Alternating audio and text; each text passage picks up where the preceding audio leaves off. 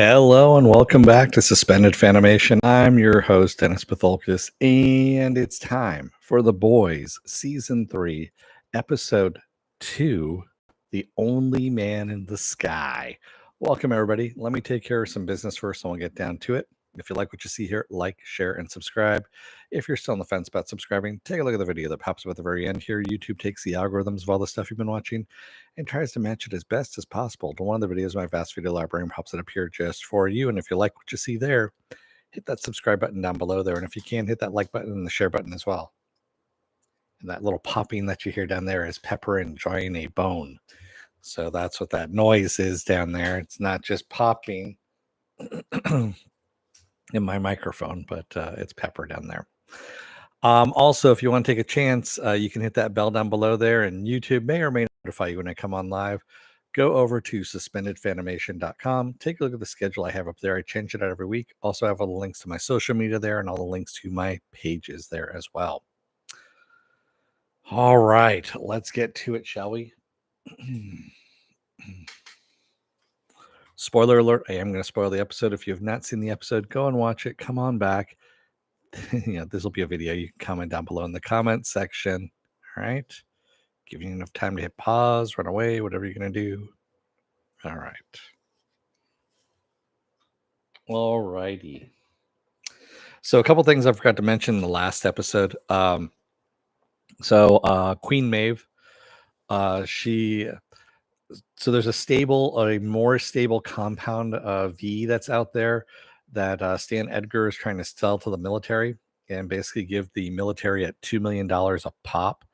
And it gives a soldier superpowers for 24 hours. So that way they can kind of control a little bit better. And of course, he wants to sell it to the government so that they can use it for the military. That way they don't have soups in the military. So Queen Maeve actually gives that. She gives a couple of vials to Butcher because she's working with him now and wants to take down Homelander. And also the other thing I wanted to say at the very beginning of the last episode of episode 1, we had a cameo by Charlize Theron in the Dawn of the Seven movie, which I thought was pretty fucking hilarious. I forgot to mention that completely. She's actually a friend of Seth Rogen's because, of course, they did a movie together. And since Seth Rogen is the executive producer of this show, he just called in a favor and asked her if she wanted to be in the show. And she's like, yeah, sure. And that was kind of funny that she's back. She's in this, and then she's also in the MCU. She's in Marvel as well. Anyway, that aside, we get Billy is, he's got those vials of Compound V. He's getting ready to shoot up because he just wants to, he's angry at this point. And good Lord, she is just stripping the crap out of that bone. Anyway, so of course he tries it and passes out. He wakes up, of course, to Ryan giving him a call, on the old computer there. And he's always angry. Yes, Penn. But this episode, especially, you see it kind of harkens back to the first season again as to how all these people came together. It's because they're so fucking broken because of what soups have done to them. And even the soups themselves are also broken as well. So, I mean, you got broken people against broken people, and it's just it's a lot of brokenness, shall we say. In the meantime, Huey is tracking down this whole Red River thing, and Nadia. He hasn't told anything about it to Butcher yet because, he doesn't want Butcher to say, I told you so, and call him a cunt and all that kind of stuff. So, you know how it is. In the meantime, Billy is also trying to get Mother's Milk to come back to find this weapon that supposedly killed Soldier Boy, because if it could kill Soldier Boy, it most likely can kill Homelander as well. And they got to find out how Soldier Boy actually died. They know that the nuclear reactor story is a bunch of bullshit, so they're trying to figure out where exactly he died. So they're going to start by questioning his former teammates, Crimson Countess and Gunpowder. And Frenchie and Kimiko go to Votland to talk to Crimson Countess. That does not end well. There's a lot of bloodshed. Well, especially because one guy explodes, and yeah, not a good thing. And Billy goes to go and talk to Gunpowder, and ends up getting shot in the leg as a result of it. But we do get a really very, very stark NRA-esque kind of vibe to this. I honestly I started laughing from when Billy walks through the metal detector and it goes off and they're like, "Oh, hold on a sec. What's going on there?" And Billy kind of sheepishly pulls out his gun and the guy looks at it. The security goes, "Hey, nice piece," and hands it back to him. And then we realize he's walking through a gun convention and I don't know, that just made me laugh and also cringe at the same time. It was kind of laugh instead of crying kind of thing is really what it is. Um, so yeah, Gunpowder is a gun nut activist and you know, ugh, God, yeah, all the different tropes that you can get out of, NRA tropes, all that kind of stuff. It's there on display. Um, so yeah, fuck. Huey goes to Red River. He finally finds out that Red River is a group home for kids who are soups. Their powers developed while they were really young, and they killed their parents by accident. So now they are there at the home because, of course, their parents are dead, and they need to be adopted out, even though they have these powers. And that was actually very disturbing as well because you see the staff, like the lead staff person who's showing Huey around. She's got a broken leg. She's in a cast because obviously it's something that happened with one of the kids. Um, and yeah, it just again there was just so much shit packed into these episodes that I don't know if I can do it justice. Quite honestly, there's just so much stuff that's happening here. He does end up seeing, he ends up downloading Nadia's file and sees that, she was there at the group home and who adopted her but Stan Edgar. So she is Stan Edgar's adopted daughter. And she's working with Stan. So, of course, the Federal Bureau of Superhero Affairs is just a sham for Vought at this point. Huey realizes this and Starlight is basically telling him, "Don't do anything stupid. Don't go and confront her about it. Wait until I'm done. I have to deal with Homelander's birthday." So, yes, we also have Homelander's birthday coming up as well. And so, his birthday jubilee, if you will.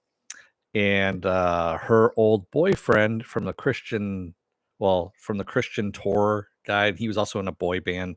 He's also got superpowers called Supersonic.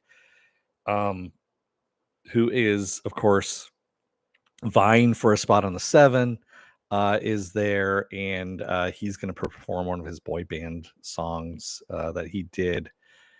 And yeah, it's just she's trying to talk him out of it and basically trying to tell him it's okay to say no to these things, push back while you can. And one of the things that Homelander decides to do and push her buttons is to get her to sing happy birthday and do this sexy kind of routine, which of course she doesn't want to do. And she tells Homelander, "No, I'm not going to do it because I have the numbers. You don't." Stan Edgar says, "Whatever I want, I get." And Homelander is really kind of pushing this. And Stan happens to be up in the booth and says, if she doesn't want to sing it, she's not going to sing it. So, yeah, that's where we leave off there. Um, man, so Huey finally has to break down and tell Butcher, tell Billy that he was right, that everything's a sham. The last year has been a sham. Everything he's done has been worthless, and that they need to do it Billy's way. And it's Billy's cleaning up the wound in his leg that Gunpowder gave him.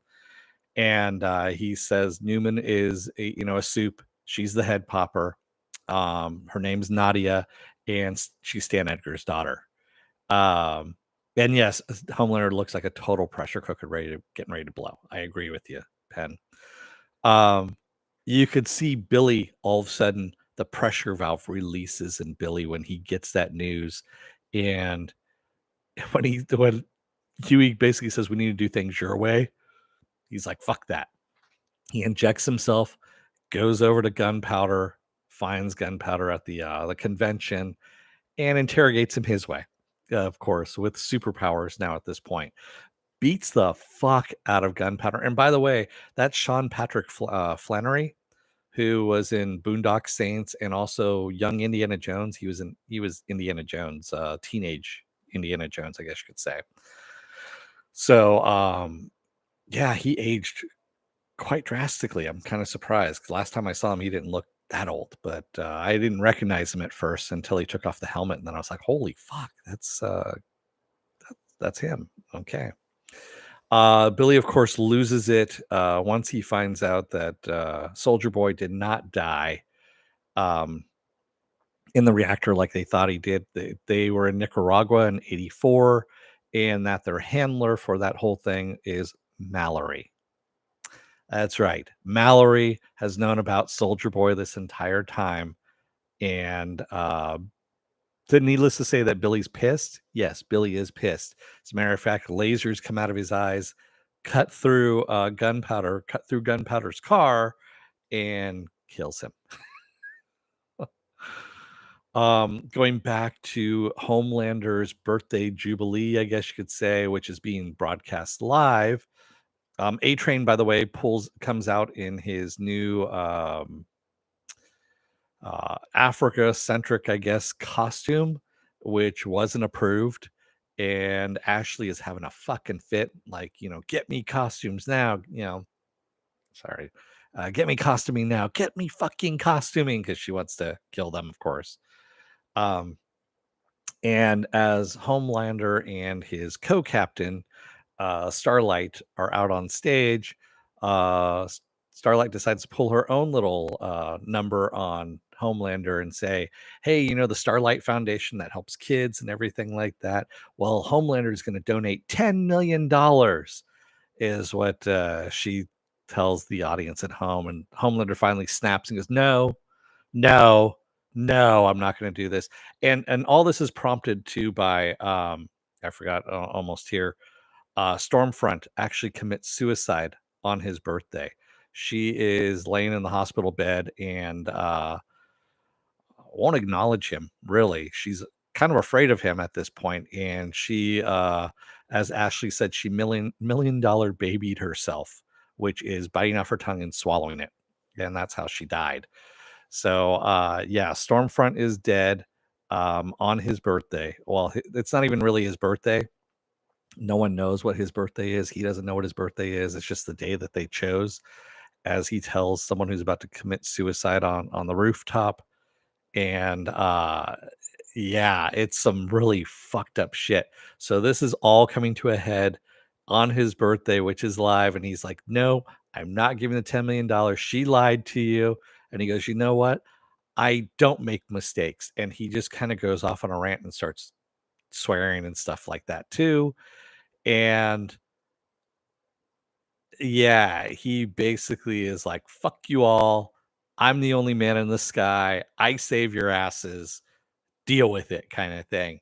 And that's where we leave off on the episode, with this big reveal that he's not going to take shit anymore at this point. And wow, that's all I can say is that, yeah, that whole pressure cooker came to a head and has exploded at this point. Sirius says, "Way to spoiled $1 million baby." It's been out for like 15 years, Sirius. If it hasn't been spoiled by now, it never will be. I actually have never seen the movie. One, I'm not a fan of Hilary Swank. And two, it just looked really boring to me. So, um, but yeah, Ashley was the one that spoiled it for me as well, and I was like, okay. So she swallowed her own tongue. Cool. Well, I know she was paralyzed in $1 Million Baby, and that's why she killed herself. But you know, Oh, well, of course. I mean, come on. It's about a boxer. She gets paralyzed at the end, and then she ends up killing herself by swallowing her own tongue. That's not fucking tragic. Come on. Give me a yeah. Sirius says came out when I was a kid. Remember hearing commercials for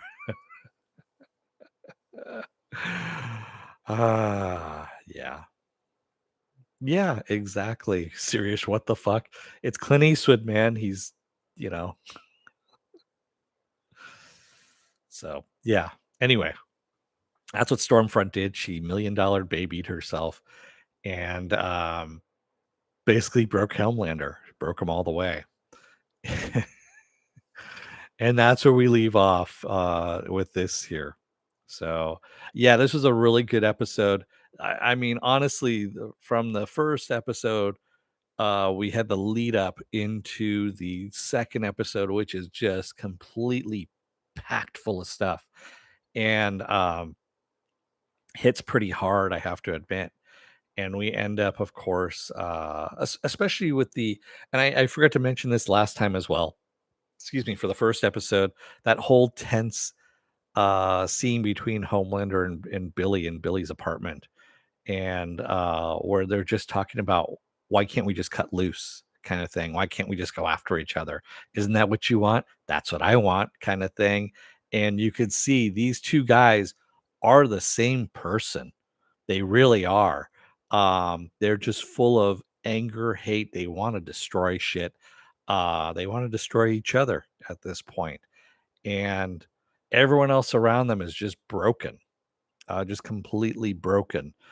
Kimiko even says to Frenchie after the whole Votland thing, she goes, "That family that was there, the little girl that was having fun at Votland, I destroyed that for her." Is what she said. She goes, "She's covered in blood, she's traumatized, and she'll never be the same again. She's broken." She goes, "I'm broken. I can't do anything about this." And Huey says also that he's broken as well.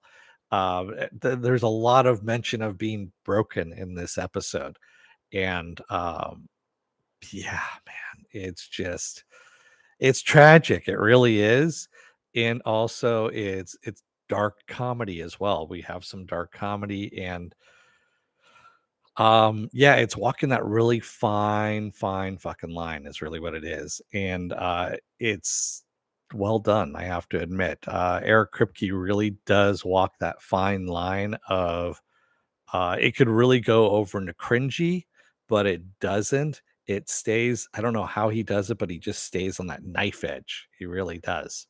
And yeah, yeah, it's really good. Penn says, I finally watched Diabolical, waiting for episode 4. Yeah, told you. It's good stuff. Um, but yeah, man, that that whole thing with the halfway house though, too. The yeah. Man, man. Good stuff. I am gonna be doing episode 3 tomorrow. Tomorrow at 6 p.m. I'm gonna shoot for 6 p.m. I really am. I actually had to rewatch parts of episode 2 here just to kind of remind myself because there was just so much stuff that was in there. And I had forgotten to mention so much in episode 1 because so much had happened that I had to go back and just kind of remind myself again of stuff. So, yeah. And I'll do the same thing for episode 3 and go through and remind myself again of all of that. But man, I mean, this season is hitting hard. It really is. And yeah, I want to say the next episode actually has a pretty fucking I think it's the most brutal scene I've seen so far in this season. If they go farther than that, that's wow, that's all I can say. So anyway, what else do I have going on for the rest of this week? Well, tomorrow, like I said, I'm going to do The Boys season 3, episode 3. Wednesday will be a double header. It's going to be Obi-Wan episode 4, followed by Miss Marvel season 1, episode 1. Thursday I'll be off. Friday will be The Boys episode 4. Saturday I'll be off, and then Sunday will be the Sunday edition of Saturday Morning Blast Off, where I take the genre news of the week and any other genre stuff you guys want to talk about, we talk about it. There's a bunch of Netflix shit that's come out, so we'll talk all about that then. Um, Monday I will be off, and then of course we roll back around to Tuesday, and hopefully we'll have Is It Worth My Time at that point. Actually, I know there's some other stuff that's coming out as well. A quick peek at suspendedfanimation.com. And let me see. Oh, actually, no, not until the end of the month. So, all right. We're okay then at that point. There's just so much stuff coming out. I mean, so much stuff. I mean, we have Motherland Fort Salem season 3, the final season of that is coming out June 21st. Umbrella Academy season 3, June 22nd. Westworld season 4, June 26th. The second part of Stranger Things season 4, July 1st. Yeah, What We Do in the Shadows, which I'm not covering at the moment, but you know, I might talk about it here and there. We got The Sandman coming up in August, August 5th. Lock and Key is coming out, season 3, the final season, August 10th. There's a lot of stuff that we need to talk about. So yeah, there's a good plethora of material to choose from there. So with that said, I'm going to let you guys go for the rest of the night. Thank you to everybody who joined me tonight in the chat. And thank you if you made it this far in the video. If you're still on the fence about subscribing, take a look at the video that pops up at the very end here.